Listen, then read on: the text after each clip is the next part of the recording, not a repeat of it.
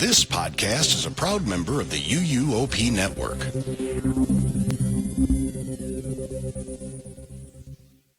Are you ready to go the distance with Trisha's Disney pick? Or will Melinda deliver a Jurassic-sized knockout punch with her universal choice on this episode of Theme Park Throwdown?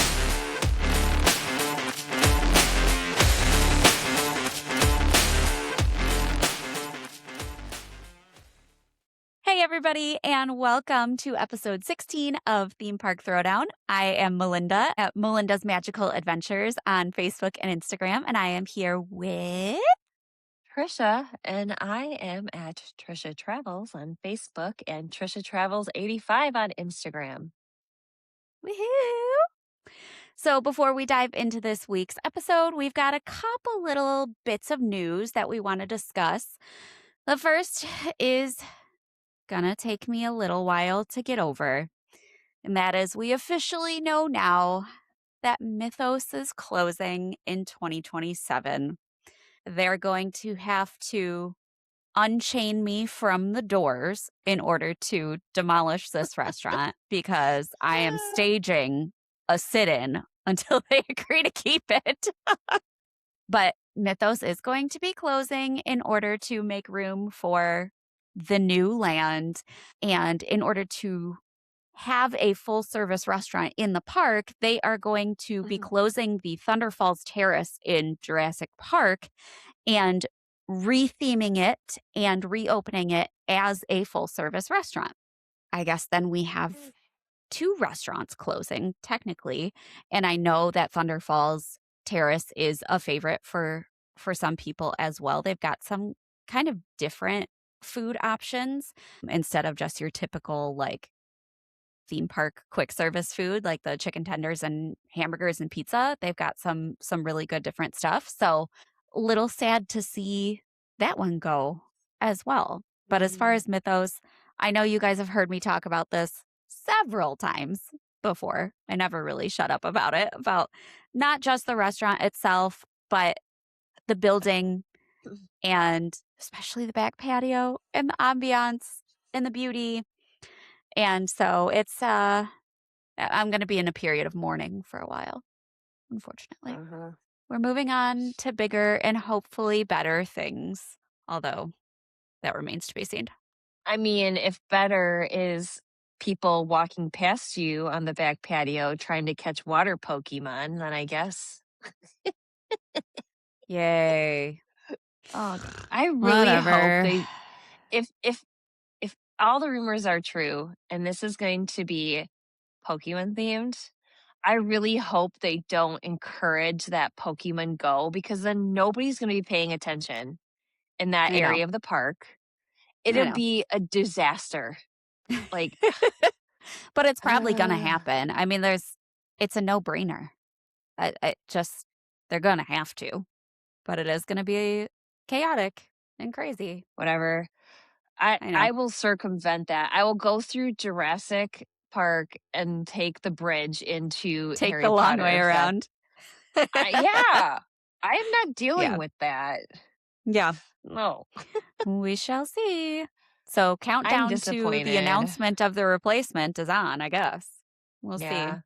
Any recent Disney news? I'm trying to think if there's been anything earth-shattering since last week's episode. I don't think so, because we talked about the reopening of Big Thunder Mountain. That seems to be going well. They have sold out Mickey's Not So Scary Halloween Party for Halloween night already. Those tickets are already gone. That's a popular one. So, yeah. So if you are planning on going to Mickey's Not So Scary at some point this season and you don't have your tickets yet, get on it. Because all the rest of those dates are going to start going pretty quickly now. Yeah, that's usually like there seems to be more of a frenzy when you start to hear about parties being sold out. Usually like the first one and then like the ones around Halloween go quickest. Right. I would say the only thing that I've heard recently, they're making some interesting changes out in Disneyland. So they are no longer selling Magic Band Plus out there. It just didn't take off the way it did in Disney World. Yeah. They're not retrofitting with stuff back. Like if you have a plus Okay. band, you can still use it as your park ticket entry and things like that. You can use it for your photos and stuff, but they're not pushing it out there. I just don't think it took, which it's a very different park out there. It's Yeah. mostly locals. And then the other thing, which has a lot of people up in arms right now, they have banned all pin trading, unofficial pin trading events on property in Disneyland. And the thought is it's probably going to follow suit in Disney World. Um, I Wow. can I have had pins like my whole life. My daughter's kind of into it, but she is not. She's like, that one's cute. I want it. It's not like a completist. She has to have these ones or whatever Yeah. to finish a set. It's just her thing. And so there were a couple trips where we were down there without her, my husband and I, and she gave us a list of the pins, like, hey, if you can find whatever. And it was kind of fun, like looking for her. We don't Yeah. really take much interest in it, but it was fun looking for her.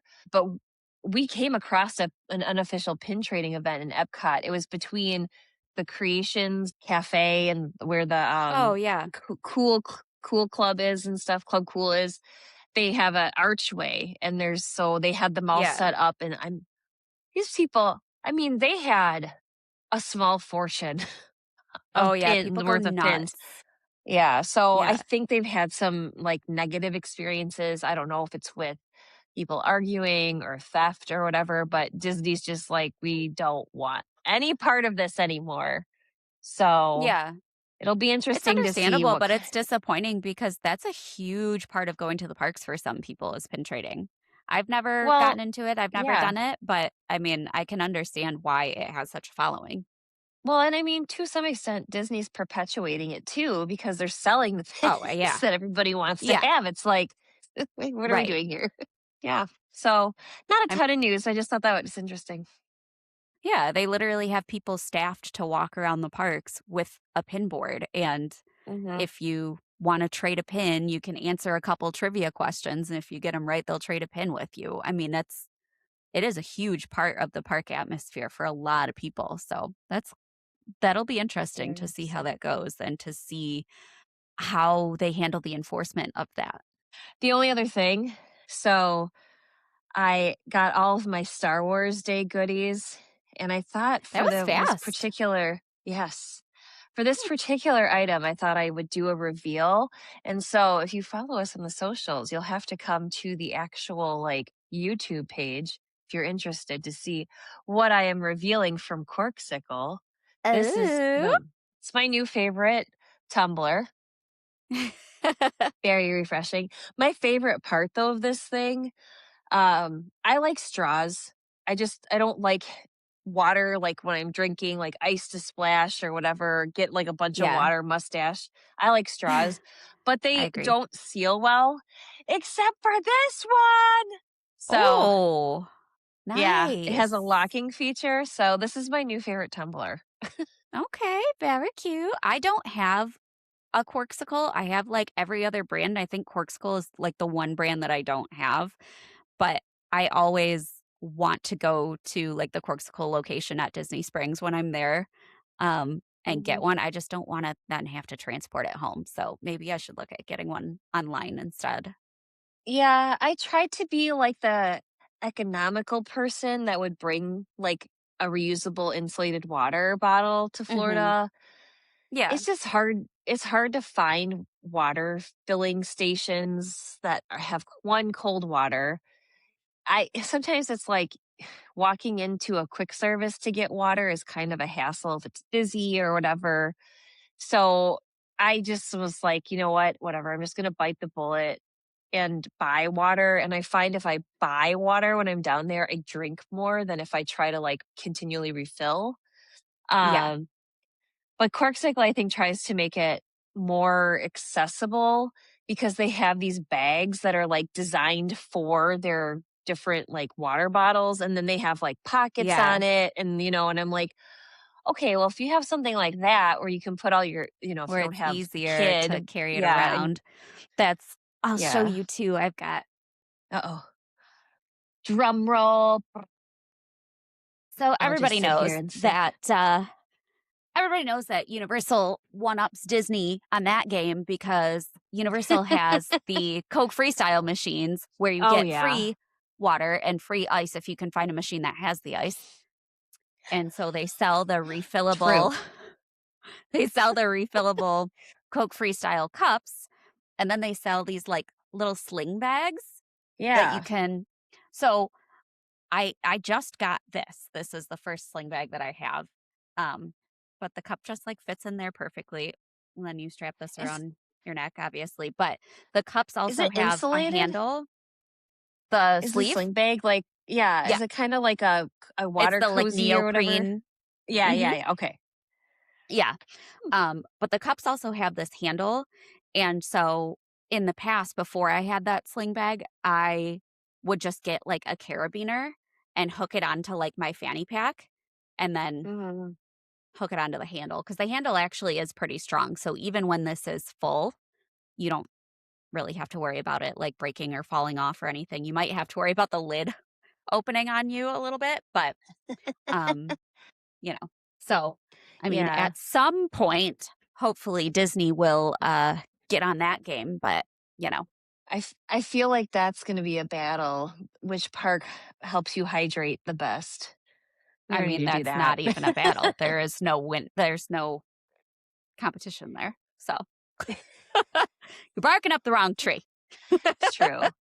They need to put, like I'm hoping in the new areas they're developing, so in, like, Monsters, Inc. and, like, the Villains Land and the new Cars area, I hope they put water filler, like, stations Yeah, because they did that for Galaxy's Edge, and it's so nice to have that yeah, someplace where I don't have to go and, like, fight a crowd, or go and ask for a cup of water, a little plastic right. cup that I like.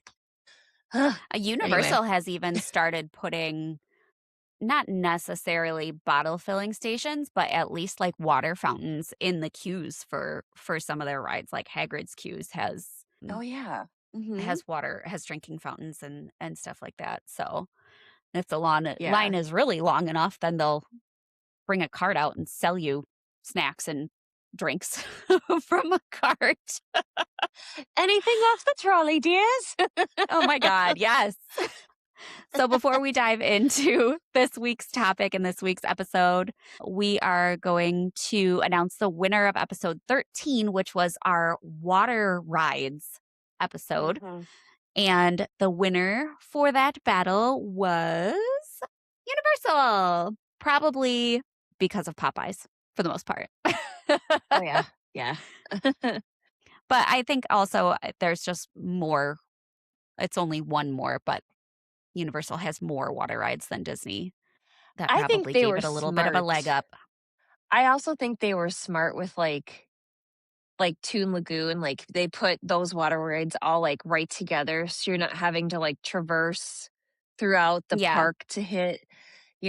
I And think that was Jurassic a Park smart is right there decision. too. It's only Yeah. technically it's separated by another land if you want to give Skull Island that much credit. But yeah. Land. Right. We've discussed that before. So, moving on to the main event for this episode, we are going to dive into roller coasters. Now, this is going to be a several part series because we've got a lot to tackle here and we want to make sure that we give every ride its flowers and its attention. So, this is part 1. Trisha, are you ready to get started? Oh, yeah. Oh yeah. Bring it. Bring it. Okay, so the way we're going to divide this is we're going to tackle the park that we have the most roller coasters in. And so for me, that's Magic Kingdom. And I was thinking as I'm coming up with like how I want to sell this, there's no way Disney could win this because that's what Universal is known for. But then I started to think about it and I'm like, well, dang, Disney stepped up its game the last few years. It has quite a few roller coasters, and There most of are them actually so are. many. Yeah. And most of them are in Magic Kingdom. So if you're Mhm. looking for like nostalgia, a coaster for everyone in the family, or you just want to hit as many coasters in a day, I'd say head to Magic Kingdom. That's a great place to start. Now, something to be aware of, because I'm going to cover like a whole bunch of points for each roller coaster, and that is Lightning Lane. For our Universal listeners out there, if you're not really sure what that is, it's essentially the express pass that Disney has. It is more affordable, but it's also somewhat limiting. So you have to schedule kind of your times for rides every couple of hours or after you've used the ride. There, it runs like $25 to $40 per day per person, depending what park you start in, how busy the parks are. I would say being kind of an expert at using the service, I can get anywhere between 5 to 8 lightning lanes a day, which doesn't sound like a lot, but if you're waiting in line on average at least 45 minutes, that's several hours of time saved over the That's a course of the good day. chunk of time. Just something to be aware of as I talk about kind of like some of the lingo. So I started by speed. And the first roller coaster that we come across is the Barnstormer. Now, this opened in 1988 originally as the Barnstormer at Goofy's Wiseacre Farm. And it was rethemed during New Fantasyland, which was in 2012 when that reopened as just the Barnstormer. They actually shortened the name for once. Who would have thought? But this is your traditional like kiddie coaster. It wasn't like Imagineered. It was a like here it's an erector set of a coaster, put it together kind of thing. It takes place at Goofy's Sky School, so he's your instructor. You're learning how to fly an airplane. It's cute for little kids. There's like a billboard that you like fly through with Mhm. like a airplane cutout. Um, I have to say, my brother and I rode this. He is like 6'2" and I'm 5'10". So cramming legs of that length into this ride was entertaining. Top speed is 25 miles per hour, and the ride is about a minute long. So people complain about Seven Dwarfs, which I'll get into in a little bit here. This is really short.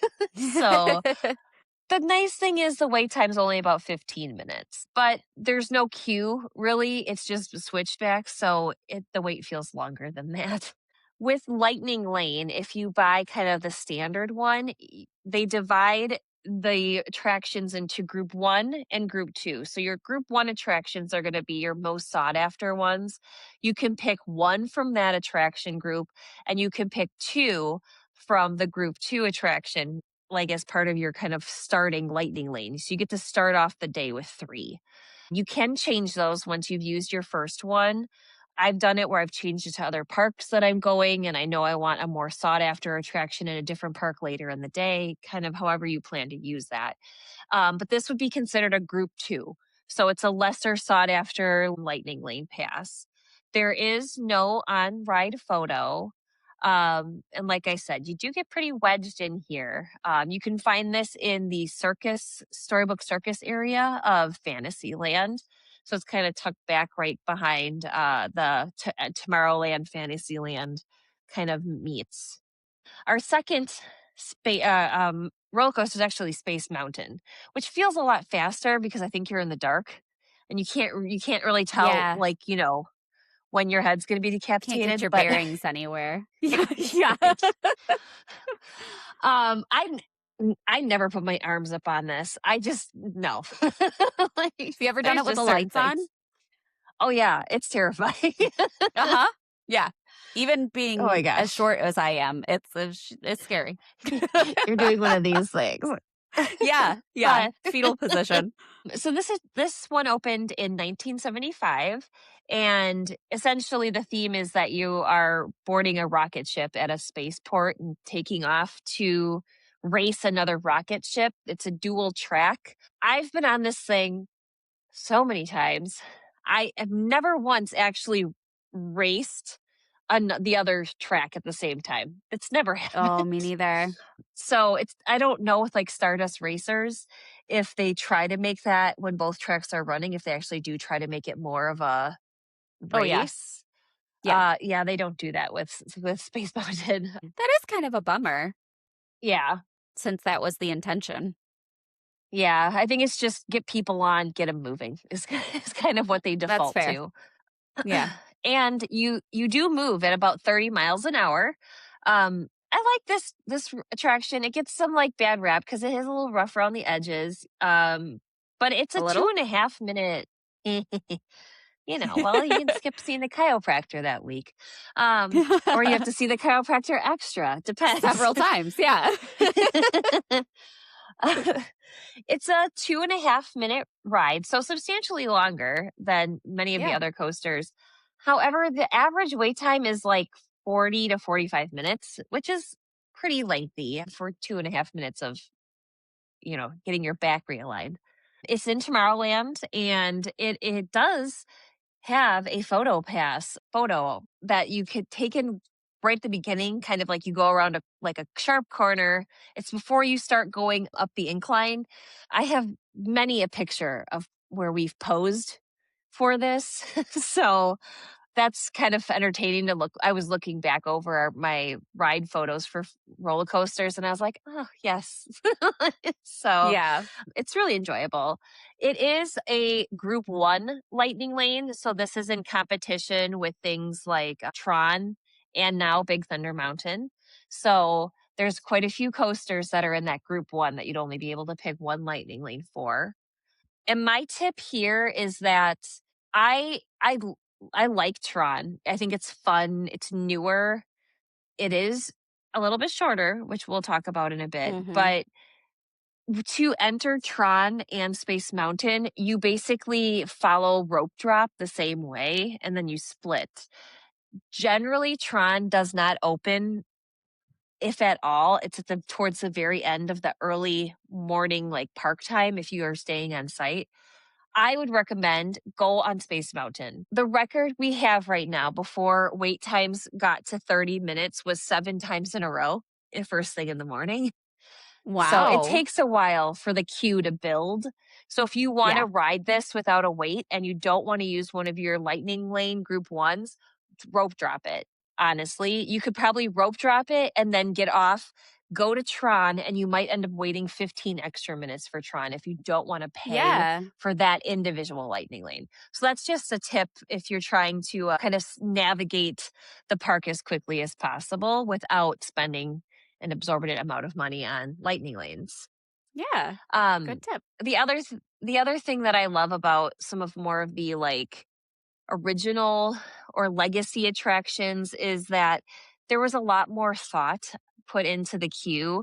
So there's like a lot of little Easter eggs throughout this queue.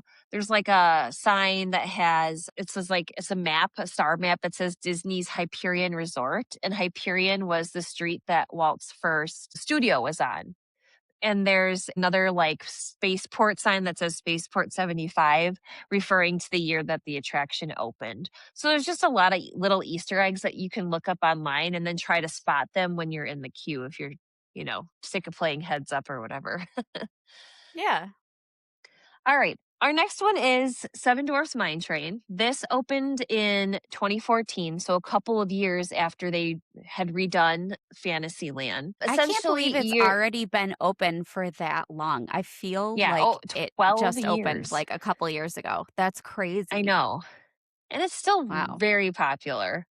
Oh, yeah. I would not rope drop this. My husband was almost taken out by a stroller when this woman was running, and she like shoved her stroller in the general direction of stroller parking and then just kept running. And For meanwhile, the God's stroller, sake. there's not many hills in Disney World, but like it made it But up that's part of the one. Yeah. incline, and then it started. We just watched it as it made its way back towards Main Street. So What I a hope they jerk. found their Oh, my stroller. But God. like, I hope they yeah, people are didn't. crazy. I hope they didn't find their stroller. What? Oh my God. God. Have some human decency, please, people. It's true. Anyways. So this is basically just they repurposed scenes from the slow ride that used to be there for I think it was like Snow White's Scary Adventure. They still have it in Disneyland. Yeah. So you're just it's a roller coaster through various scenes of Snow White. The seats themselves are little mine carts that kind of sway back and forth, which is cute. It's Yeah. it's nothing like, those like amusement park, like traveling amusement park rides Oh, where if it's just a little bit of movement, like when you go around yeah. corners, that You can it adds a barely little tell, bit. honestly. Yeah. The top speed is 34 miles an hour. And people say it's really short, but actually it's a 2.5 minute ride because there are areas where you like slow down and like you're going through like the mine scene. And so that actually eats up some time. The average wait for this is well over an hour. So just be aware of that. Yeah. And you have to buy an individual lightning lane for this, which means if you buy lightning lane, you have to buy this at an additional cost. And it usually runs between $13 and $18 per person.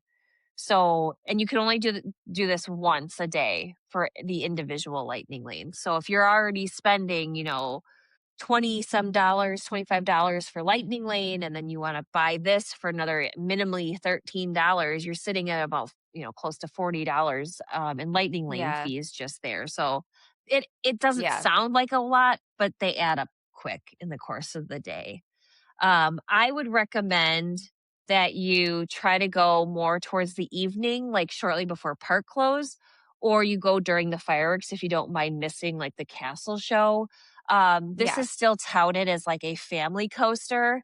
So, and like everybody then thinks that it's a family coaster. So a lot of times later in the evening, you have more adults and fewer kids because kids get tired and they head back to the hotels. So the line tends to shrink a little bit. And I will say this particular roller coaster has some pretty good on ride photos. It has Yeah. 2 different photo locations, and one is sort of like a moving video photo thing, so I like that. The photo spots they're outside of, like, any indoor areas where at the drops. So, Yeah. my favorite one is when I looked like I was sneezing because I was trying to be like one of the dwarves, and then there was another one where I Yeah. was yawning. So, Oh, yeah, I do weird pictures like that because I can. it's cute when you So know when the camera is, though, and you can do little fun stuff like that. I took your recommendation on this one when I was there a few months ago, and I did it during the fireworks, and it was so cool to watch the fireworks from this ride. It was really neat. Oh, I'm glad you enjoyed that. Yeah, it was All awesome. right. And that was the first time I had done it too, so it was kinda cool to you do miss a little bit of, like, the thematic elements and things like that when you're on it at night, so I don't know Mhm. if I would recommend that for your first time, but it still was really cool to experience it that way. Yeah. Oh, that's cool. Another roller coaster that's fun to ride at night and during the day, and is my favorite roller coaster, and I'm so glad it's open now, is Big Thunder Mountain Railroad. It originally opened in September of 1980. It just reopened like this month. And basically, it's just a wild train ride through the wilderness, the West, like mining towns, and just kind of like scenes from kind of the Southwest area of the country. Top speeds are upwards of 40 miles an hour. And it's a 3.5 minute roller coaster, which is the longest one in the park. Yeah, So that's pretty good. I like it. Prior to its reopening, wait times were around 40 minutes. I was kind of keeping an eye on the wait times. They've been closer to like 55, 60. I have a feeling that as time progresses that like in that immediate interest in the newness of the scenes that they've changed will kind of fade a bit and we might see times closer to what originally was. It's a fast loading. It Yeah. loads a lot of people. They can load on 2 sides and then the tracks kind of come together. So they're constantly kind of like Dinosaur was. They're constantly sending trains out, RIP. which is nice. Yeah. Yeah, I know. um so this one you can catch in Frontierland. It's towards the back of the park. It is a group 1 lightning lane. So again, this is up against like Space Mountain, so you'd have to pick one of those options. there was previously no ride photo. After an entire closure for a full year, there is still no ride photo. That's really Wah, surprising. wah. I know. I was like, why? I'm sad. I'm sad about Sorry. that one. Yeah. Anyway, but something that I would highly recommend is that if you are if you are staying on site, Frontierland does not open with the early 30-minute entry. It opens at the time of the posted park opening. So my recommendation, all right, is this is kind of we couldn't do it in the last year, but typically what we do is we rope drop Space Mountain, and then we will walk back through Fantasyland in between Small World and Peter Pan, and they have this giant wooden gate past Rapunzel's bathrooms that's closed. And Yeah. whatever time the park opens, let's say it's 9 o'clock, they open that up, and it does not take much to get back to Big Thunder. I mean, we've done that when it was open before the renovation. We would do that every time, and we would be like the second or third train out. Wow. Okay. So, and then when Tron came into play, then we would usually get the lightning lane for Tron, the individual lightning lane, and then try to strategize not having to wait on the bigger attractions. My Yeah. family's a little bit older. My daughter doesn't want to go on Peter Pan. She doesn't really care about Dumbo anymore. So a lot of those rides we just don't even ride anymore. So finding the value in Lightning Lane versus can we make a really smart touring plan for the day and not have to spend that much on Lightning Lane. It's a Yeah. game that I play every time. I um, getcha. so our final and newest coaster in the park is Tron Light Cycle Run. It already opened 3 years ago, 2023. It doesn't seem like it's even been that long. After Um, being under construction for 30 years.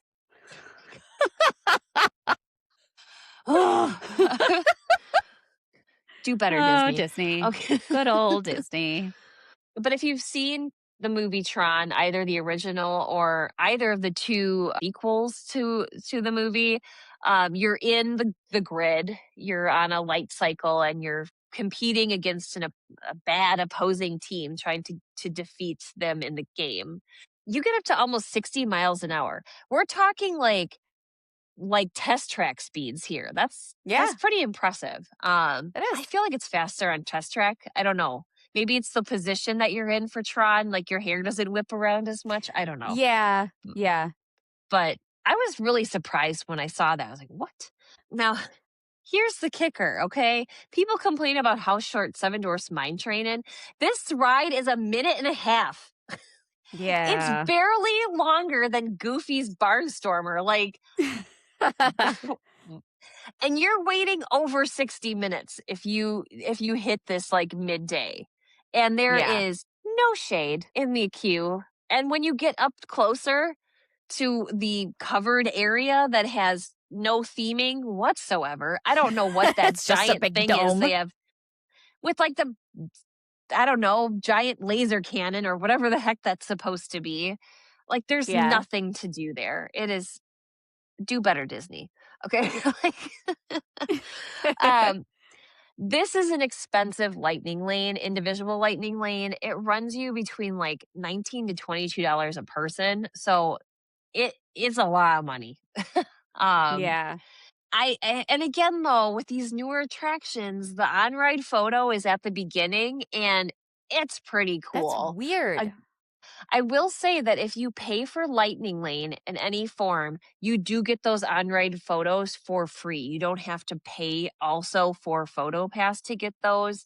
So that Right. is nice. So if you're trying to make the most out of your Lightning Lane, look at what attractions have on-ride photos and try to get on those so that you get those Yeah. photos as part of the value. So that's kind of my tips and every kind of comparison of everything.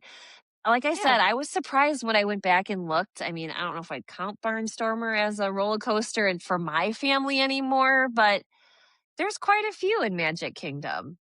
Yeah, there really are. I was kind of like going from park to park in my head, counting how many rides you could consider roller coasters at each park, and I was impressed too. Magic Kingdom has some good ones. All right, so we're going to move over to Universal, and I'm going to start off with a real bang because I'm going to start off in Islands of Adventure. Technically, Islands of Adventure and Epic Universe each have 4 roller coasters, but I figured I would tackle the best first, in my opinion, and in probably most people's opinion. So we're going to start at Islands of Adventure. 4 coasters here, all are outdoors. We've got 2 older rides, and then we have 2 newer additions. So we're going to start with the oldies but goodies. First, we're going to head to Flight of the Hippogriff, which was once in a past life the Flying Unicorn when it was a part of the Lost Continents kind of subsection called Merlinwood.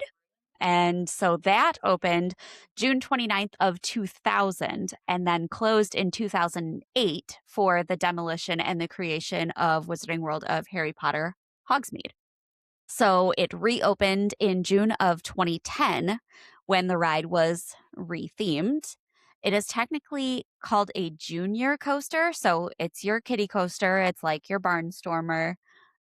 It is present in Islands of Adventure at Universal Studios Japan, Universal Studios Hollywood, and Universal Studios Beijing. All have different iterations of this ride, but they're all the same. Apparently, it's something really popular that they want to keep in all their parks. But I do think it's a good addition for the Wizarding World of Harry Potter because it's great for the younger crowd. Harry Potter can appeal more to younger kids who may not even really know what Harry Potter is yet. This is manufactured by Vekoma and is themed as a flying lesson from Hagrid on how to fly a hippogriff. So you're going to soar over the Forbidden Forest and Hagrid's hut. There is an animatronic hippogriff and its nest that's really neat that you'll go past as you're going up this, if you want to call it a lift hill. It's not really a lift hill, but you'll spot that on your way. Not really a lift hill because the highest point of this roller coaster is 42.7 feet. So, not so far up there. The track of the coaster is 1,099 feet with a top speed of a whopping 28.5 miles an hour. Hold on, people. This is only 1 minute and 6 seconds long. So, Barnstormer yeah. length. It's Yeah, faster though. basically. It is a bit faster, but she's not so long. There is a 36-inch height requirement, so it is great for those younger kids. The trains are traditional, like sitting on the track trains. There are 2 trains with 8 cars each, and riders sit 2 to a car. It's got a lap bar that comes across with some kind of like netting in front of it. It's really cute for kids. There's very little thrill. It does like kind of whip you around a couple little corners, which is cute and fun, but it's often not going to be worth the average wait time, which is 34 minutes long. And that's especially when almost the entire queue is outside in the blazing sun with no cover. It can get really, really hot in the sun out in the queue for this ride. Do with that what you will. Don't quite know that it's worth it, but it is cute, especially if you have express passes or if you can get in on a lower wait time. We kind of stumbled into a really good ride hack for this. You know that like when they do the projections on the castle, they have to Oh, have yes. fire lanes where people can't stand and stuff. But if you Yes. say you're going up to the hippogriff, they let you go up there and whatever. So you can Yes. watch, you can get in line and you can watch. And like, I don't think a lot of people realize, like, they're standing, but you get a decent view. And like, we got in line and we're like, oh, we're going to be on the ride when the fireworks go off. And we like there's like no wait, and we were off of it, and we're like, well, dang, let's get back in line. And we ended up having to Yeah. ride it like three times before we timed it, where we were on the ride while the show was going on. Well, it's so So I damn would, short, so yeah, but that has consistently been a good like hack for getting on there and not having to yeah. wait a very long time. I will say though, if you wait until after the show is done, oh, that line fills up fast. Oh, yeah. The line for this one can get really long, and that's really just because it's a slow loader and they can only run 2 trains at a time. So you Yeah. don't fit many people on a train and you don't have many trains going at once. So even though it's a short ride, the majority of that time is spent loading and unloading. So Yeah. it can be a bit of a hefty wait, but it's really cute for the kids. Everybody should do it at least once if you can handle Mhm. it. Um, it's cute. Every park's got to have a ride like this, right? They've got to make everybody happy. So there you go. Yeah. Moving on to just a bit more intense ride with the Incredible Hulk roller coaster. Definitely going to switch it up a bit here. This roller coaster opened with Islands of Adventure on May 28th of 1999 in Marvel Superhero Island. This ride is manufactured by B&M Coasters and has been a fan favorite ever since it opened. It is a banger. This launch hill takes you from 0 to 40 miles per hour in 6 seconds. You basically feel like you're going from a dead stop to just an absolute, you feel like you're being shot out of a cannon because you are literally being shot out of a tunnel. So it's a good start. It's a good start. You go through 7 inversions on this ride, including the iconic Cobra roll, which is where you go right after you get shot out of that tunnel, which Mhm. is awesome. You reach 4 Gs at certain points in this ride. Has a top speed of 67 miles per hour and 3,700 feet of track. This one has a ride duration of 2 minutes and 15 seconds, so not too shabby. Yeah, that's It a good seems one. longer. Yeah, it seems longer than it is too. I don't know if that is because of all the inversions, but it always kind of seems longer than Yeah. it is. The highest point of this ride is 110 feet, and at one point it drops you down 104.9 feet. So you are you are going almost Wow. all the way down. Yep. It's quite a ride. There's a 54-inch height requirement, and the trains sit above the track. They have 8 rows of 4 people each. So that's kind of a neat thing about this one is that you sit 4 across instead of just 2 across. And you Mhm. do have the traditional over the shoulder restraints. So, pro tip on this ride, watch your head. Your head is going to bang back and forth like crazy. this this ride, Yes. it can be a bit rough. I can't do this ride every day. No. I need to have some breaks in between. And there have been entire trips where I skip this ride now because Mhm. she's getting up there in age. I'm not going to specify whether I'm talking about me or the ride. She's getting up there in age. And I'll it can specify be a little myself. rough. It can be a little rough. So Oh, yeah. watch your head banging back and forth in between those shoulder restraints. This ride has an average wait time now of 31 minutes, which is not too bad for a big, awesome thrill roller coaster. Typically, they are longer than that. On September 8th of 2015, the ride completely closed and was completely demolished and rebuilt and retracked using the exact same track layout, but just new track. Mhm. It had gotten so rough at that point that it desperately needed to be done. But people loved this ride so much that they wanted to keep it. So they just tore it down, built it back up exactly the same way. It reopened on August 4th of 2016. And even though the track was the same, there were heavy modifications to the queue, the entrance, and the trains themselves because they were then equipped with an onboard audio and stereo system.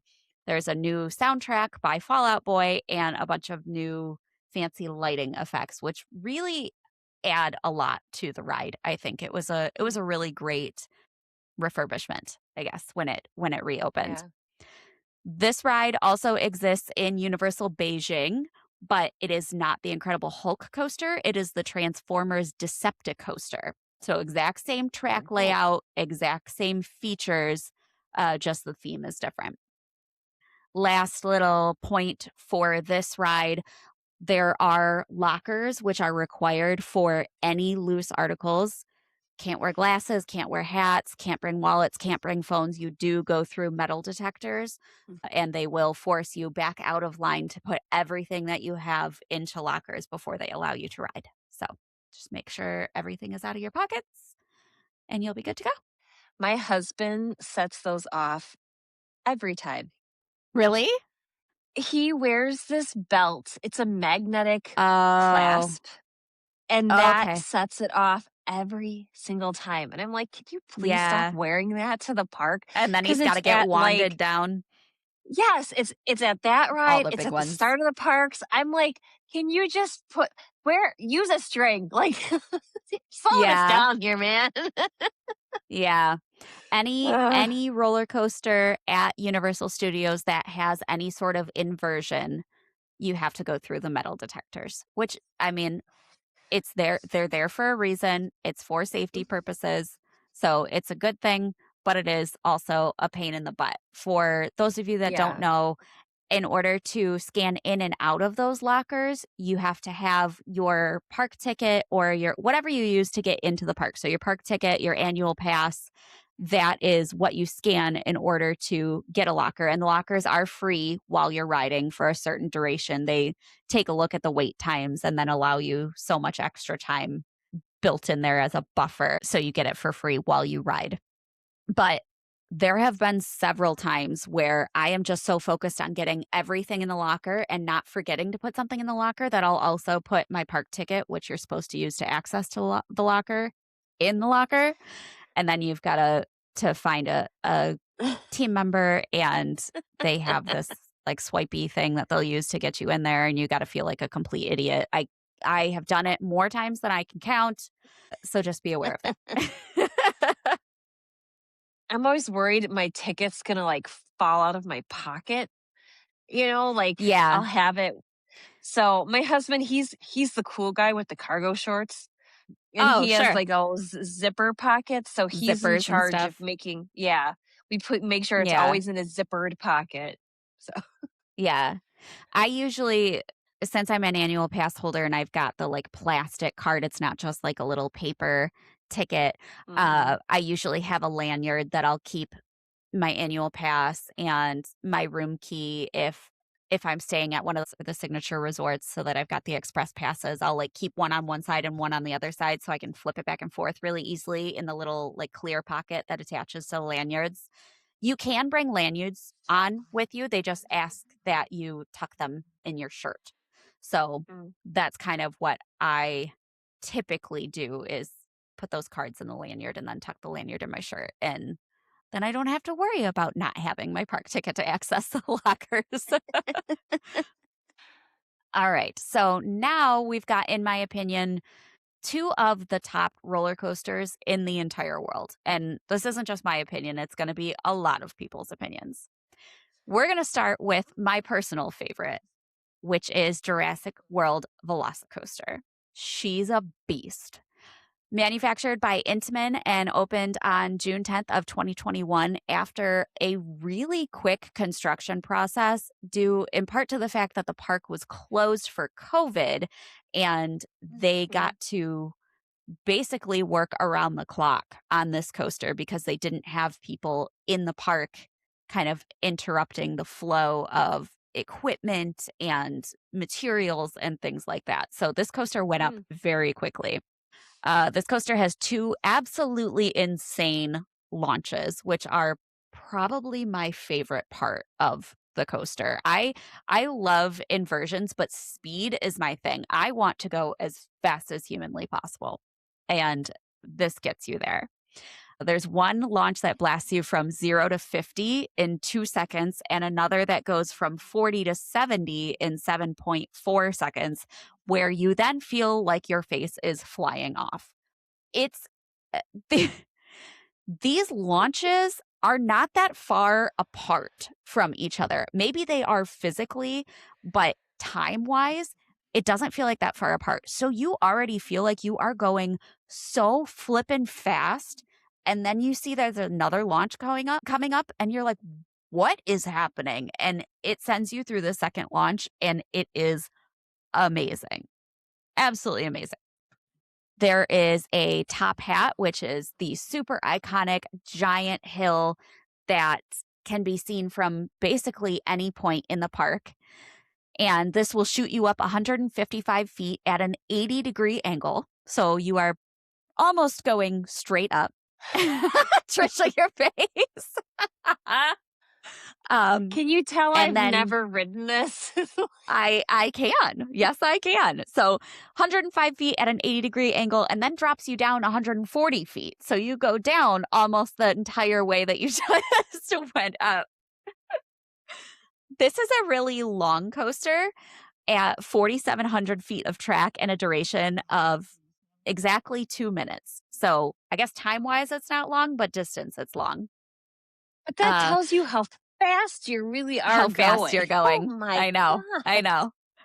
There are 4 inversions, one of them being the Mosasaurus roll, which is another one of my favorite parts, that drops you down right near the surface of the water. You are right above the lagoon that is in the center of the park, upside down. And it feels like you are just hanging upside down, flying down this track for so long. Does it take that long to get through this inversion? No. But when you're on it, it feels like it does, and it's awesome. There's a 51-inch height restriction. The only restraint is a lap bar, which I love. A lot of people don't. A lot of people are like, no, if I'm going that fast and that high, I want to be strapped the hell in. Now, with this lap bar, you're not going anywhere, but it feels like you are. It feels like you are. You definitely get some serious airtime on this ride, and it's one of the best parts about it. When you're going over that top hat, and you literally are like, whoop, out of your butt is out of your seat, and it's awesome. And this ride. No.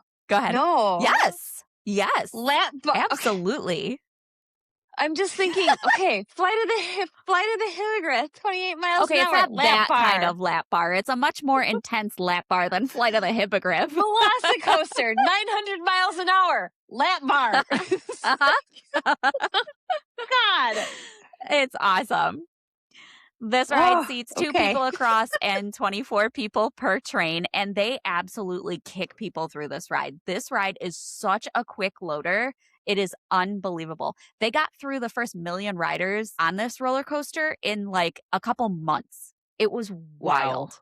Yeah. Wow. It's a super fast loader. So that's great. Keeps wait times down. It's awesome. The theming of this ride is absolutely amazing. It's supposed to be like you're running amongst the raptors, but I don't know if you're running amongst them or if they're chasing you. It's kind of hard to tell at one point or another. They are also kind of difficult to catch because you're going so fast. I'm not kidding you. I think I rode this ride probably 5 times before I ever saw a single raptor. And there are a ton of them throughout the ride. But I was so just like amazed by everything, and you are flying so fast and my vision is so bad that I didn't even catch any of the raptors or anything like that until I had been on it several times, and then at that point like knew what to expect and could actually take a second to look around me and see what was going on. But it's amazing. Goodness. This has an average wait time of 53 minutes. Although that, I saw that online, and I don't feel like that's correct. I don't feel like it gets that high anymore. I feel like maybe on average it's 35, 40 minutes, but That's why I saw. So don't shoot the messenger. Yeah. But I think it's worth way more than that any day. I would gladly wait hours for this ride. And again, since this has the inversions, you are going to have to go through metal detectors, and lockers are required. So you have the lockers pretty close to the end of the line, just before you go up the stairs onto the loading Oh, platform yeah. is when you have to put your Yeah. stuff in the lockers. So for the majority of the line, you'll be able to have all of your stuff with you. Just quickly before we move on to the last coaster, I need to tell a little story about the first time that I rode this ride. This ride had been up for, I think, like a year and a half before I ever got to ride it for the first time, and I was dying to go on this ride. The first time that I went to the park before it was right before it opened. I think it was opening in like 2 weeks, and I just happened to be there just before, and it made me so sad to see, like, they were running the trains, they were testing, everything was lit up, so it was so hard to, like, see it behind those gates and Oh. just wanted to reach out and touch it. I wanted to do it so bad. So I couldn't do it on that trip, and then my next trip when I went back, I was pregnant. So obviously not going to do a crazy roller coaster. I was like 6 months pregnant too. So obviously that wasn't happening. So it was like torture waiting to finally be able to go on this ride. And I went in November of 2022, and my mom and I decided to go on it. I was so excited, and she does like roller coasters, but her tolerance for them is a bit lower than mine. And so she was excited, but she was also kind of like, that thing is freaking crazy. I'm going to die. And so I think we waited probably 35 minutes. Wait wasn't too bad, but we got up to the very front of the line. We were the next ones to get on the ride. And of course, then your adrenaline is going. You're so excited. The train pulls in, the train that we are now going to be sitting on pulls in, and the man that is sitting in the seat that I will be occupying is covered in puke from head to toe. Whoa. Covered. And the poor man is not, clearly, he's not well. He was a inhuman color, besides the fact that he's covered in puke. I just felt so bad. But they rush you on and off that ride so quickly because they're trying to get the trains out of the station that they unlocked the lap bars, and this man scooted off, and then they opened the gates and they were like, go, go, go. And I just kind of stood there like, I'm not going anywhere because there's a mess that needs to be cleaned up before my butt gets anywhere near that seat. And so they had to pull the train Oh. off the track and hose it down and run it through a few times, obviously, to clean it and dry it. And so it was a bit of a delay before we could get on. But that was an interesting, then, because then you're sitting through that delay, knowing you're going to be the next ones to get on the ride. And I was fine. I was still ready to go and super excited. But my mom was like, I don't know if this is a good idea. But we both ended up absolutely loving it. Of course, my mom is like, I'm never doing that again. But it's just such a fantastic ride. It's so awesome. It is my absolute favorite God. way to start the day when I'm at Universal is to do early park entry because this roller coaster and the next one I'm going to be talking about are both open for early park entry. So I love for this to be the first ride of the day. It's better than any cup of coffee you'll ever have. It gets the blood pumping. It gets you excited for the rest of the day at Universal. I I'll love take me some pictures. Velocicoaster. Oh, I'll you'll take take pictures pictures. on the ride. You'll Oh, take no. pictures on the ride. I'll be passed out on the ride. Well, My can you do I like roller coasters like this or no with your vertigo? well, so my husband does all the roller coasters. He like he's pretty good because we've been married for 17 years. He can gauge the intensity now at this point, and he Okay. does not think it would be a good coaster for me to ride. I Um, honestly, I don't I either, I which can't. makes I me sad. blacked out. Yeah, I know. The last time I was on Hulk, I've actually blacked out. I'm pretty sure it's one of those 4G Okay. spots. So Yep. he's like, I don't think, and I like did not feel right the whole rest of the day. So I kind of tend to Yeah. avoid Hulk because it's like I don't want to feel nauseous all day long. I just don't want Yeah, it's gonna that. ruin your day. You don't wanna do Um, that. I love that ride. I think it's great, but the cost that I could incur is just like it's not Yes. worth risking anymore. Yep. Um, yeah, so I've never done it, but my favorite place to take pictures, and I don't know where this is on the coaster, but I stood with my back to the Discovery Center, and Yeah. there's 2 palm trees that come up, and right in the middle, there's the an arch of some kind. I don't know if that's the top hat that you were talking about, because it's a different angle when you're down on the ground and off to one Yeah. side. Like, I don't know The where top in hat the is ride the it big is. one. Yeah. Yeah. And I like when I was waiting for my husband and my daughter to go on it, every car I saw, I was just like, "Duh." And they're like, I don't know if they're on that one. And then I just kept doing Oh, it awesome. until he texted me and he's like, hey, I got my phone back. We're on our way. And I'm like, okay, I'm gonna stop taking picture of totally random strangers. I think I took about 400 like rapid fire shots to get Oh to my the one god. train they were on. And I did. I got a couple there's a they are both built from the same, like, cut from the same cloth. I am not, and part of it is my, like, health stuff, but they're on there and they're like, "Oh, Oh, great, yeah. have fun, man." Like, I Hands am up good the down whole here. ride. Hands up Yeah, the whole ride. they were I love it. it was a great photo. I got a really good one, just like some of the other faces were like sheer terror, but my husband and my daughter are adrenaline junkies and like the Yeah. joy of that, and I'm like, you're plummeting to your death. Why are you having fun? Like, I can't comprehend. But Yeah. the one thing as an observer, that thing is so quiet. You Oh, it can't, is. it's like Yeah. the ride itself, it's like, Yeah. we're- And it's so they're, so smooth.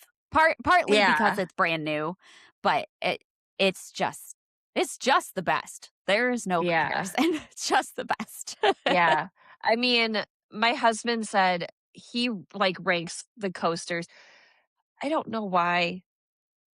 He loves Everest. He loves Space Mhm. Mountain is, like, his favorite Disney one. I'm like, "Why?" But whatever. I think part of it's nostalgia, but he Sure. said that, like, the Velocicoaster is his favorite, like, attraction in the Orlando area, and I'm like, Wow, okay. "That's high praise," because he loves coasters. Yeah. So Yeah, it is my favorite in the world. It is absolutely amazing. So we're going to move on to last but certainly not least, which is Hagrid's Magical Creakers? No. Hagrid's Magical Creatures Motorbike Adventure. This is located in Hogsmeade in the Wizarding World of Harry Potter.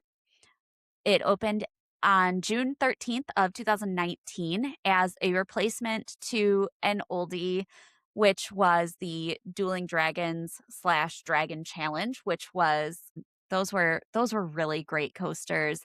I do miss those. They had the double yeah. inversion. They did race each other. It was the double inversion loop where your feet almost touched each other's. They were really close. Those were really great coasters. I remember doing those when I was a kid. So I do miss those, but this is certainly a worthy replacement. This is partially enclosed with both indoor and outdoor sections and will take you through Devil's Snare and the Forbidden Forest. It is manufactured by Intamin, has 7 launches, which was the most in the world Oh. when it opened. There are no inversions on this roller coaster. And it does have a drop track that will plummet you 17 feet straight down in pitch black. And if you don't know it's coming, this is my yeah. This is my favorite ride in the park to ride with people who have never been on it before. My absolute favorite, because I'm not saying a word. And to see Oh people's my reactions god. when you hit that drop track and you just fall straight down is incredible. I wish they did what Disney does on like Guardians and Mine Oh Train, my where they god. take just like the short video. I don't know how they would, it'd be really difficult to do that because you are Yeah. dropping. But if they took a picture or a video of you at that instant, they would get some incredible results. I think that would be so funny. I did not I'm not a spoiler person. I don't like to know. I get a general sense if it's a roller coaster I can handle. So I didn't know Yeah. about that drop. And dropping like Tower of Terror, that's another one. Like anything that Oh, has that's like not a good lot for of you, right? yeah. So I didn't know how far this drop was.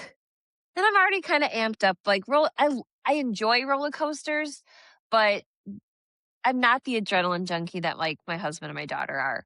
And Yeah. when it dropped, I was screaming, and then you kinda pause before you keep going, like, there's a brief Yeah. pause, They give you a and second to get your bearings. I just kept screaming. I just was like Oh, I just yeah. didn't stop. I'm just like at that point, I was, like, holding it together, and then when that happened, I'm like, "All bets are off." Yeah. Yeah. I screamed the rest of the time. I'm like, we're, like, going blast past the blast and a screw I'm screaming, like, it's just like Yeah. When my I went daughter on thought it it was for the funny. first it is funny, it's always funny. When I went on it for the first time, I had seen videos of it.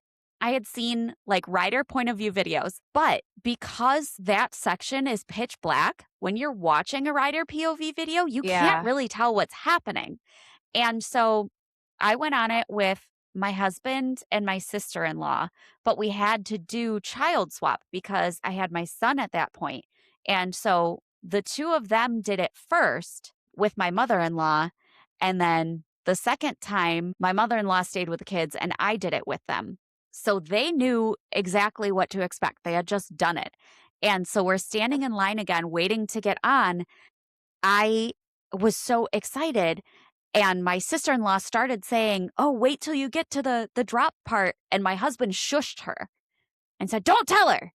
And I was like, "Don't tell me what? I've seen videos. I know exactly what happens on this ride." And he's like, "No, you don't, because you would have told me about this, and I haven't heard anything about it." I was like, "Okay, what the heck are you talking about?" So I had no clue it was coming the first time, and I can only imagine what my face looks like. But it's so much fun. It catches you Mhm. so off guard. It's so innovative for a coaster or for any kind of ride for that matter to just like have that sudden switch up, and it's just so much fun. I absolutely love it. Yeah. There are some really amazing animatronics on this ride, from these giant Hagrid himself to a lot of his favorite creatures like Fluffy or the unicorn who's a mum. The ride is narrated by Hagrid himself, and there are in-seat speakers, so you can hear him talking to you and guiding you along the journey as you are on the ride. It's a very, very long ride. It's Mhm. 5,053 feet of track, and it's 3 minutes and 25 seconds long. It really is just like a very immersive experience, the whole ride. Oh, It yeah. really does take you through like a full story. There is a maximum height of 65 feet, a maximum speed of 50 miles per hour. But I do feel like maybe it's because there are so many launches, but I feel like it goes a lot faster than that. 50, not that 50 is slow, but it just Yeah, right. sounds slow, I guess. I don't Yeah, know. yeah. The seats are 7 rows of 2 across. And one of the coolest things about this ride is the choice that you get between the motorbike and the sidecar. So you can either sit kind of like Tron style on a motorcycle where you've got a lap bar that comes across, but you can lean forward and hold the bike's handlebars and you're a bit more free. Or you can sit in the sidecar, which is more of kind of like a traditional roller coaster seat. So you can Mhm. fight with who you're sitting with over who's going to get the motorbike because it's just a little bit more fun. Because this restraint system is a little bit odd because of the shape of the seats, I do recommend trying out the test seats that are in the front of the queue, like before you get on the ride, if you have any concerns about positioning or, Mobility. or yeah, anything like that. That sidecar is low. It's a little difficult to get in and out of. Mhm. And because this is a omni-mover style attraction where the conveyor belt never stops moving, you do have to load pretty quickly. And Yeah. so it is a good idea to try out that test seat so you at least know what to expect when you're getting on the ride. Yeah. This ride also has a pretty substantial backwards section. It goes on Mhm. for quite a while, and if I am remembering correctly, there is at least one launch backwards. So if you are prone to motion sickness, backwards motion on rides can get me pretty often. That's one of Mm. the things that will trigger my nausea really quickly. And this one can give me some trouble every once in a while just because that backwards portion is so long, but it's Mhm. worth it. I don't even care. It's worth it. I think this ride is the perfect combination of the, like, thrills that you get from a traditional roller coaster, but the thematics and the immersiveness and from a universal style ride. This one is also, along with any other roller coaster, I guess, but is really amazing at night. You really do feel like you are flying Yeah. through this forest at night. It's really cool. Yeah. This one has an average wait time of 105 minutes, which I feel that is pretty accurate. Um, Yeah. it's the lowest wait times are gonna be usually around, like, lunchtime is when you'll get the lowest Mm. wait times. Most people that are rope dropping for early park entry are gonna run right to Hagrid's. Don't do that. It's really not going to save you much time in line. It's just not, because that's what everybody is wanting to do. If you're rope Yeah. dropping, go to Velocicoaster and then save Hagrid's for a little later on in the day. This one, again, lockers are required, but since there are no inversions, there are no metal detectors. So you can keep your phone if you've got a pocket that's going to keep it secure. You just can't bring like bags or bigger loose articles. That's Hagrid's, and those are all the coasters at Islands of Adventure. I will say this about Hagrid's. I think it ushered in a new era of Yeah. roller coaster. And not It's just so roller much coaster, more than just just a roller yeah. coaster. I look at, like, starting from the beginning, like, the queue is phenomenal. It is. Um, and honestly, like, except for Flight of Hippogriff, because it's, you know, pretty much every Harry Potter Outdoors. attraction has a really interesting queue.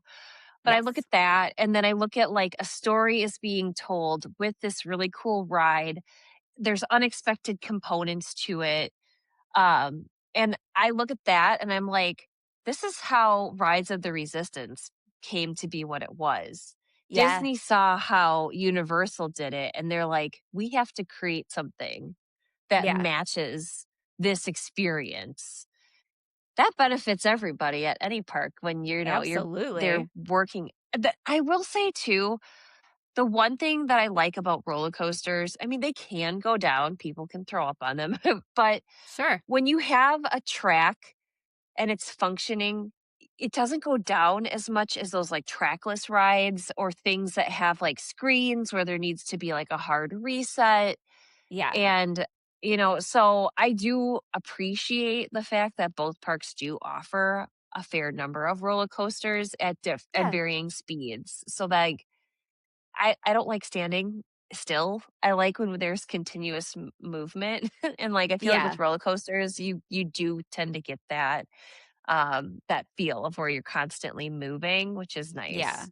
Yeah. And like Hagrid's is a very quick loader as well because it's that omni mover, so it does get people on and off pretty quickly. You can get delays Yeah. every once in a while that are pretty short if they need to stop the track just for, somebody that needs extra assistance getting on or off the ride, wheelchair transfers, things like that. So you can have like little stop starts every once in a while. but they're pretty quick. One Yeah. thing I forgot to mention that I am absolutely dying to have happen is to get a rollback on Velocicoaster. People might think I'm freaking crazy. For those of you that don't know what that is, so Velocicoaster has that crazy top hat, which is the giant hill that we talked about earlier that shoots you up 155 feet at an 80-degree angle. There are times where, depending on the weather condition, depending on the weight distribution on the train itself, certain things happen, and sometimes that train just doesn't make it up over that hill. And you crest the top of the hill and you fall back down. I want that so bad. I want a rollback. People think I'm crazy, but it looks awesome. And if that happens, then they have to launch you backwards and then launch you back forwards again to get you back up that hill. And I want it. I want it so much. Oh my Hopefully, if I goodness. ride it enough at some point or another, it will happen. It does not happen very often. It's that is like the safety mechanism for getting people on and off the ride safely. That's just something that happens sometimes. Sometimes it just doesn't make it. But I want to do it so bad. So that's right away at the beginning then, No, that no, the part? hill is towards the end of Okay. the ride. So how does that work then if it doesn't make it with the trains behind the one that s- can't make it over? Does everything just come to a stop on the That's a attraction? good question. I actually don't know. I'm not sure. Hmm. I would imagine they would have to stop because it is going to take some extra time. I mean, they do Yeah. like kind of slingshot you back and forward pretty quickly, but those trains are going so fast that there's no way that they could just continue all the other ones the way that the way that they were Oh, going before the rollback happened. So I'm not sure. I'll have to look that up. interesting. I'm interested now. Or if you're listening and you've experienced this, please let us know. Yeah, let us know. Has anybody experienced a rollback? What was it like? Did you love it or did you hate it? Because I can imagine there would be some people on that ride who like didn't really want to go on the ride in the first place, and then that happens and it's like absolutely terrifying and they want to die. But then I can imagine that there's people like me who are crazy and just get really excited about it. You have not sold me. Even if I could ride this, the rollback, vomit man, 80 degrees, dropping to your death. Like, Hanging over the I'm not water. like a bat, all things have never Oh, it's considered just wanting the to do in my best. Just the best. life. Oh my goodness. I can't say I Yeah. blame Whew. you. Can't But all be crazy peop like me. it's true, but people love it. I don't, like I said, it's my husband's favorite. I don't understand. It's also just like because it's so smooth, it doesn't hurt. There are a lot of roller coasters like Hulk. You go on that ride, you come off and you're dizzy and disoriented, even if you don't get motion sickness. And it's Yeah. just, you need some recovery time. This one, not the case because it's quick and it's smooth and it's just done so well that I feel like you don't need to have that kind of like, "Oh, okay, I need to sit down for a few minutes and settle my system a little bit before I get into anything else." So it doesn't interrupt your day like some of the other crazy coasters can. Well, I mean, I think that is a testament to how far technology has come that they, Yeah. are able to design these newer coasters in a way that people can enjoy and still be like, what did you say about your face flying off? Like, That's what it feels like. That is what it feels like. I have had, okay, so if you have long hair and you go on this ride, put your hair in a braid because just putting in a ponytail is not enough because the wind from going so fast whips around so much that you just have like a rat's nest. It gets so like knotted and crazy and frizzy. So putting it in a braid is the best. I say that because you could put it in a bun, but last trip, 2 trips ago, I had my hair in a bun on the ride and I felt the bun becoming looser and looser and looser as we were going so quickly through this ride. And there was one point where my hair completely came out of this bun and my scrunchie flew out of my hair and I caught it midair. Wow. I don't know what that skill Reflexes was. like a raptor. I love that. I'll never in my life be able to duplicate that, but that's like one of my claims to fame. Like every time I go on that ride with new people, I have to tell the story about catching my scrunchie midair because it flew out of my hair because we were going so fast. I love that. But if you don't want to deal with an absolute like chaos bird's nest hair, braids. Pro tip. Okay. All right, everyone. What do you think? Which one of us scored the most hits with this battle? We want to hear from you.